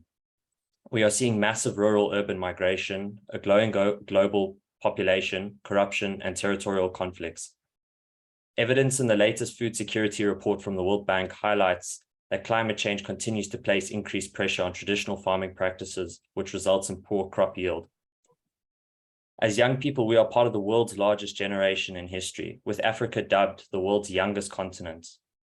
The youth population in sub-Saharan Africa is expected to double by 2050. I believe this is the time to put the phrase "nothing for the youth without the youth" into practice, more especially prioritizing the voices of marginalized young people, particularly those in the global South. The youth have an increasingly strong social and environmental awareness. We, the youth, have the power to transform our societies towards a low carbon and climate resilient future. However, we cannot do it alone. This has to be a collective, participatory, transformative, and sustainable efforts. Young people should be recognized as key actors in raising awareness, running educational programs, promoting sustainable lifestyles, conserving nature, supporting renewable energy, adopting environmentally friendly practices, and implementing adaptation and mitigation techniques. Youth involvement in such important issues should not just be part of a tokenistic box-ticking exercise, but truly transformative, where we are recognized as partners for sustainable development, with capacity building being provided where it is needed. As one of the most important factors in moving towards a sustainable future is to ensure everyone is educated in ways which consider the environment, as mentioned before. As Nelson Mandela once said, education is the most powerful weapon you can use to change the world. This quote for me speaks to the importance of all forms of education, more so education that happens beyond the walls of the classroom, non-formal education. Non-formal education is an important tool that can be used to ensure different members of our communities learn, unlearn, and relearn habits that are beneficial for both the planet and the people. Recognizing non-formal education is an important aspect of education and is one of the first of many steps that can be taken to contribute to greener cities. In Scouting, we are already doing that. As the world's largest non-formal educational organization, Scouting empowers the youth to develop skills and knowledge in building a better world. This allows for youth members to play an active role in society and contribute to a future which is more sustainable and inclusive. Through one of our flagship initiatives, Scouts for SDGs, we have contributed over 2.7 billion hours of community service towards the Sustainable Development Goals, with just over 1 billion of those hours going towards SDG 2, Zero Hunger, and SDG 11, Sustainable Communities. This shows the youth's willingness to participate in creating green cities and creating solutions to food insecurity. We are engaged in numerous advocacy efforts, such as having youth representatives like myself, who amplify the call to action at various levels, or writing thought pieces such as those that were submitted as part of the Reach Not Preach campaign.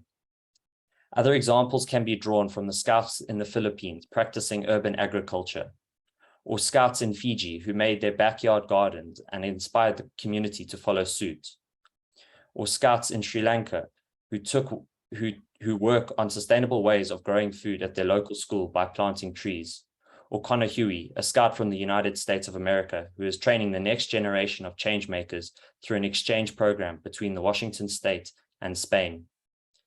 I've personally also been able to see how Scouting uses sustainable solutions to solve the food shortage issues, as I've been involved in organizing the Food for Life campaign at my home Scout group. This campaign teaches Scouts sustainable ways to grow food using various gardening techniques they can use at home. The Scouts then learn how to sow and maintain various vegetables. Then, in collaboration with the local soup kitchen, the Scouts go out to various points within the community to provide food for those in need. While this doesn't address the systemic issue of poverty, it contributes towards addressing an immediate crisis. There is a need to couple micro efforts to reform with bigger picture structural reforms that ensure that the creation of greener cities does not worsen the plight of those already marginalized. Solutions such as these are important, and these examples show the importance of not only youth education on skills and knowledge development in greening cities. Government, civil society, and the private sector need to recognize non-formal education as an effective approach to environmental education. It is also important to include young people in decision-making. Governments and other organizations should create more opportunities for youth to increase their participation in environmental-related policy processes, recognizing young people as rights holders to this agenda, and understanding that decisions made today will impact the health of the planet young people inherit. Thank you for your support today and commitment to making this world a better place for us in the present and for our future generations. Thank you so much, Jonathan. It was very inspiring also to consider that informal education is brought by action also for the health of the planet and the health of the people also, as you mentioned. Thank you so much. We are so late and I haven't seen specific questions on the chat. So if there is any burning question, we could try to consider it before closing the meeting. But if anyone raises his hand now or in 2 seconds, I will maybe ask Sarah to close the meeting.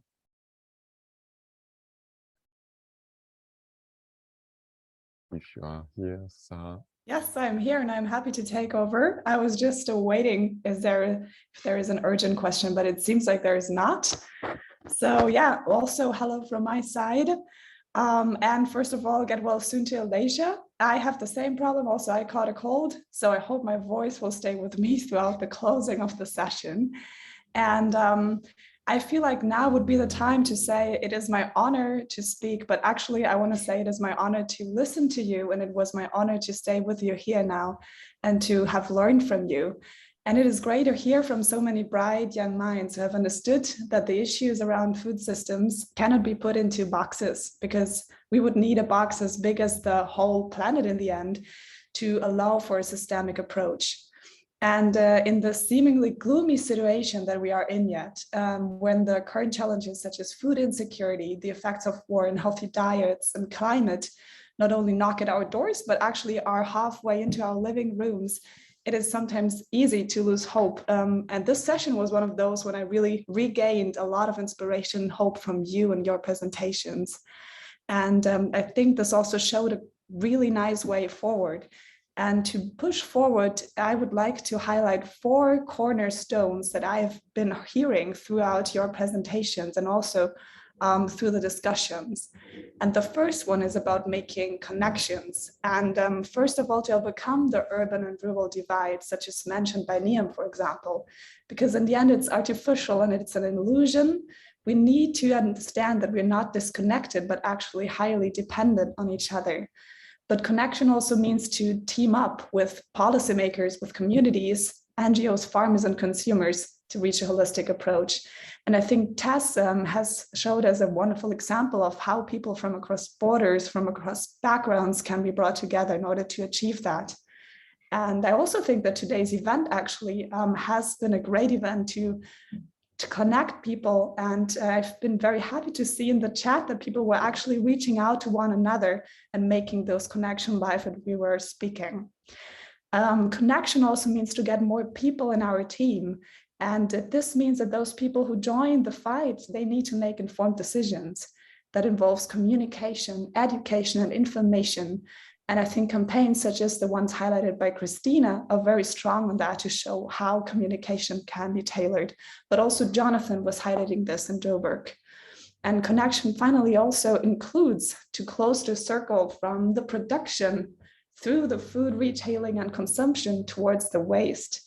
And I think this was also excellently tackled by the Milan municipality, but also was taken up by Etienne from Nigeria in the chat and by Tess. So I feel it's really beautiful to see that people have understood that we need to close their circle and take the whole system into approach. A second cornerstone I would like to highlight, and I've heard from you, was the smart agriculture. We need to find smart solutions. And we've heard examples from China to England, how data can be used to convince people in the community, but also in institutions such as university canteens, government entities, and so on, to advocate for more healthy food systems. Innovations can also help us to include solar systems into our agriculture and take up new technologies. And the third cornerstone I would like to highlight is tailored action. The action that I've heard from you that was inclusive, that was gender sensitive, and also aware of local contexts, such as, for example, the impressive actions that were taken by the Scouts from all over the world to their communities and that were highlighted by Jonathan and Milka, which did not only benefit the people in the Scouts team, but also the people most in need in the local communities. And that I think is excellent. But also making use of local conditions, such as Aisatu stressed, when taking the disadvantage or seemingly disadvantage of a burning sun and putting it into an advantage and using the solar power that's in it. And in the end, I would like to highlight one point that I just call optimistic and energetic persistence of youth. And I know the structures and behaviors, they're not set in stone, but sometimes they might appear just as a jungle. And Shulang said in the beginning that for her, it's really hard to reach sometimes the right people and convince them. But I think if we see structures as a jungle where we can get lost, we can also see them as a jungle which grows and which changes its shape. And that's important to see. And for that, I think we need the confidence of the more experienced people in power to not only provide us with spaces such as this one, but also, as Claudia has mentioned, to understand that to be innovative, we sometimes need to forget our experience. We cannot say it's impossible just because we've never seen it. And I think that is really important to keep in mind. And before my voice completely fails, I want to get to a second point that Claudia mentioned that I found very impressive. And she said, the cities of the future need the citizens of the future. And when I look around in this virtual room, I feel very blessed because I'm surrounded by so many inspiring citizens of the future. And I think we've seen that the solutions are already among us, and not only in ideas, but actually in action and practices that have been taken out to the world and proven already. And there I call again out to the more experienced colleagues to take in these ideas and to open the doors and accommodate the youth. Take them seriously because they are well prepared. And I could sense that their energy is long from running out. It is actually growing. And we have had a lot of energetic presentations here, and I don't want us to get rid of this energy now that we get out of the Zoom meeting and just keep on with our busy days. I would actually like to encourage you now to take a pen and a paper if you are as old-fashioned as I am, or take your notebook if you want to, and write down what are you going to take away. Let this meeting be a bit more than just a LinkedIn connection or another buzzword. Take down the time and just note down what is important for you. Maybe it's a person, maybe it's an idea, maybe it's something you would like to look up. But write it down and also note down how you would like to use it to shape the future you would like to see, and also the future that our planet so urgently needs. Thank you. I think I can't say another word. Thank you so much for that inspiring day. Thank you. Thank you very much, Sarah. Thank you for all the panelists, all the participants today. And take your pen, take your notebook, and write what you plan, as Sarah said, what you plan to take from this meeting. See you all, and we can close our meeting now. Thank you. Bye-bye. Bye. Thank you very much. Thank you very much. Thank you all. Thank you. Thank you. Bye.